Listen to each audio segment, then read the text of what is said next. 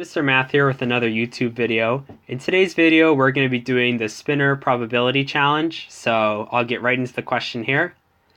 The problem is, you are given a spinner in the shape of regular polygon with n sides of length x.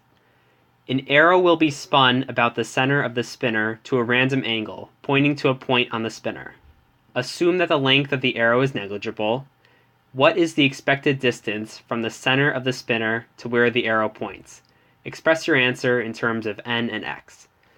So just to visualize this a little bit easier, let's pretend that n equals 6 here. So n is the number of sides in the polygon. So this is, in this example where n equals 6, we're going to have a hexagon, regular hexagon. So we can imagine this white hexagon here is the spinner. The center is represented by this white dot here, and this red is the arrow. Of course, the arrow has negligible length, just so that it doesn't land outside of the spinner. But what we're going to do is we're just going to imagine, for the purpose of this diagram, that this is the arrow. Okay? So the question is, we want to find the distance from the center of the hexagon to the point where this arrow is pointing on the hexagon. So I can visualize this as this yellow dot here, and let's say if the spinner lands over here, we're going to find the distance from this yellow dot to this white dot.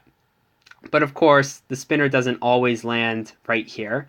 So let's say we spin it again, and the arrow lands here. So now, in this case, the answer would be the distance from this from this white dot, which is the center, to this yellow dot over here. And compared to the previous spinner, the distance is now going to be longer. But of course, it could spin somewhere else, so it could also spin over here, in which case the yellow dot would be over here. It's just wherever the arrow is pointing. And the answer to this would kind of be in between the first two examples. So what we want to do is we want to find the expected distance if we were to spin the spinner a bunch of times and find the average, in terms of the side length x and the number of sides n. So the first thing we're going to be doing is, since all of these are regular polygons, we know that they have a lot of lines of symmetry dividing them up, so we can use that to make this problem a little bit easier. So using our n equals 6 example of the hexagon again, just because it's easy to visualize, we can divide this polygon up by creating 3 lines into 6 congruent isosceles triangles. So here is what that would look like. The green is kind of the lines. We have 6 congruent isosceles triangles. But of course, we could even put in 3 more lines, kind of to make it into 12 congruent right triangles, like this. And this is going to be useful. This is going to simplify the problem a lot, because now we can just look at one of these right triangles at a time, because the expected distance for this triangle is going to be the same as this triangle and the same as this triangle. So we can just simplify the problem a little bit. And I copy that image over here. We're going to just consider one triangle, as we said earlier. So for example, let's take this triangle out and I put it over here. It's a right triangle, of course. And since the side length, let's just try to quantify some of the stuff here in terms of n and x to solve for it. Since the side length of the polygon here, the hexagon, is x, we know that this side length over here of the right triangle is going to be x over 2. Also, we know that this angle here is going to be pi over n. The reason for that is that we have 2 n triangles, and the kind of angle for the entire circle, or the entire way around, one revolution, is 2 pi. So you take 2 pi over 2n, and that's n over 2. So this angle over here is going to be n over 2 radian, or I'm sorry, pi over n radians. And then since we know, now we kind of want to solve for this length, because we want to find that distance, and then we can find where the spinner is going to go. We can make another right triangle, which we'll do later. But since we know that tangent of pi over n is equal to x over 2 over this other leg of the right triangle here that we haven't solved for yet, we can use some algebra, and we'll find that this length is equal to x over 2 tan of pi over n. So now what we're going to do is we're going to solve for the distance from that white dot to the yellow dot, or from the center of the spinner to where the arrow is going to point. So I copied that triangle over here, but you can imagine the arrow is going to point to a point over here on this leg of the triangle. So it could point anywhere over here, and the angle that the arrow is displaced by is going to determine where exactly it's pointing. So, for example, let's say that this red line represents where the arrow points. So this would be the yellow dot. And of course, we can just label this angle here as theta.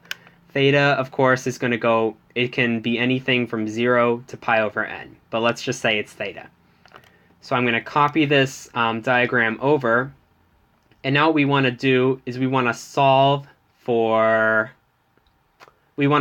this distance, the red line, because that's the answer to the problem. It's the distance from the white dot to the yellow dot, or it's the distance to where the arrow will point on the hexagon or the polygon, depending on the value of n. So we can use the fact that cosine of theta is equal to this leg, x over 2 tan pi over n, over the hypotenuse here. And just by using some algebra here, we can write that this hypotenuse is equal to x secant of theta over 2 tan of pi over n. So now is where the fun part comes in. Now is where we get to do the calculus. We want to find the mean value of this expression here. This is kind of the length of that hypotenuse, or it's that distance from the white dot to the yellow dot. We want to find the mean value of that over theta ranging from 0 to pi over n. Because basically the angle is random in terms of theta that we want to do, and it's going to range over this interval, and we want to be able to plug that in for theta and find what the expected distance is here. So of course, we're going to be using the mean value theorem. The mean value theorem states that the mean value, or the expected value of whatever expression we have here, in this case it's the x secant theta over 2 tan of pi over n, is equal to, we integrate that, d whatever is being held consistently, which is theta, from the lower value to the higher value, which is 0 to pi over n, and then we divide by the difference in them. So we're essentially dividing by pi over n minus 0, or basically dividing by pi over n. So the value of this integral, when we find it, is going to be the answer to our problem. It's the expected value of that distance. So we'll get into the integration a little bit here. Note that since this integral is d theta, basically x is a constant, pi of course is a constant always, and n is a constant, so we can just kind of bring that out of the integral as a constant. So we'll bring out this. This of course will flip this fraction. We'll have the n on the top, the pi on the bottom. So we'll have the nx, the x from over here, the nx will go on the top, and then we'll just carry over this 2 pi, or this 2 tan pi over n is a constant. So this is kind of a simpler version of that integral when we take out the constants. And of course, it's not really that important if you don't know the integral of secant of theta d theta, but it's the natural log of tangent of theta plus secant of theta.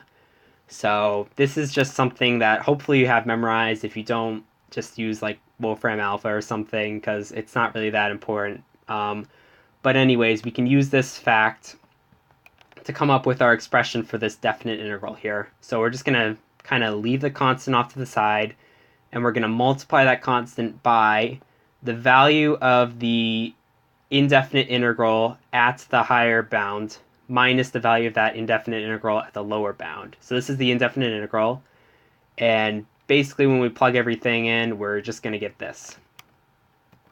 So now we can simplify this final expression, which is basically the value of that definite integral.